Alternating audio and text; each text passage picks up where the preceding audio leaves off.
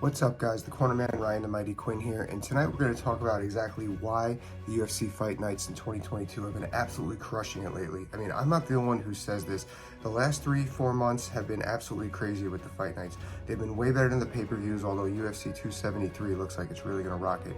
But that's no accident, and we're going to talk about where that's coming from. About 2 or 3 years ago, 4 years ago, the UFC started using analytics with their matchmaking. To relate this to something, this is like with Moneyball.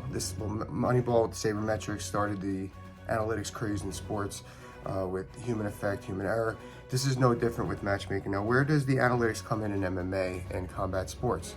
Think of an MMA fight almost like a dance, for a better word. And I'm going to come up with other analogies in a second, but think of it. What is going to complement your partner being your opponent in MMA? You know, just hang with me for a second.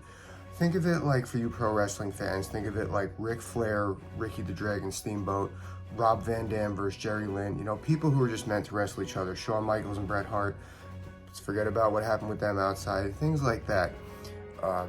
These people complemented off each other. What the UFC is doing with these analytics is they are seeing who would complement who. Who shoots a lot, who defends a lot. You know, that's going to say you're going to see a lot of, ooh, where's the fight going to go? Who strikes a lot, who shoots under strikes a lot. These are little things that they keep in action. I know I used my own self as a case study once. I wanted to do this with analytics. I'm a big analytics buff. Analytics is something I talk about Dean Thomas a lot with. He's another believer in it. And I found that my output was significantly less in the third round. I always felt that was weird because I was always in great shape for my fights, but there was little details there. One being I won the first 2 rounds, I took the third round off entirely, never fought 4 or 5 rounds, never fought for a belt, so we won't get there. Or if I lost the first and second round, I just went all out and went crazy and lost the third round worst. Analytics is a very interesting topic. We can get into that later. Now, why does that come into play here? The UFC is really hyping down, barring down on those analytics for their fight night shows because they really want to get people engaged. You know, it's not cheap to buy a pay-per-view. They want to give you these good fights to get you involved, keep you interested in their product. That's exactly what it is. The UFC is a product. What does that do next?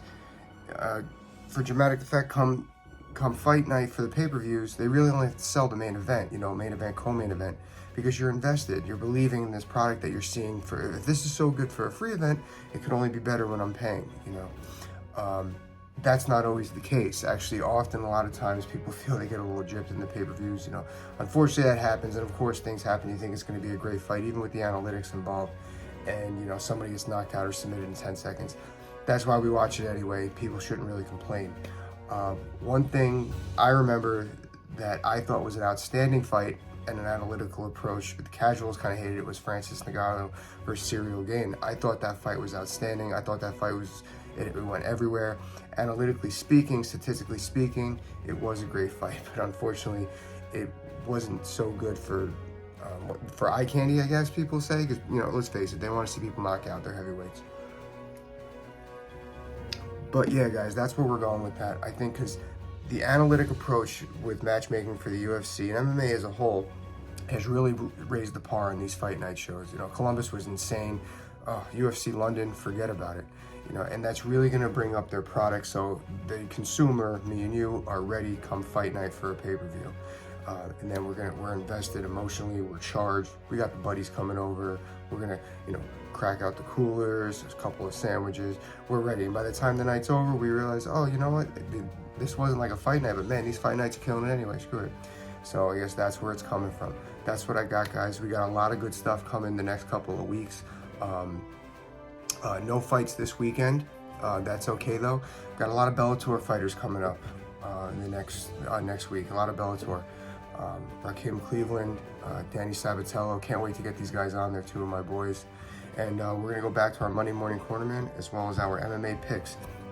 If there is something that you want to talk about with any of the UFC or MMA betting, please contact me. You know, like, subscribe, and share. Write your comments in the bottom. I want to go over it. Oh, and Dakota Fight Gear, my man Ali.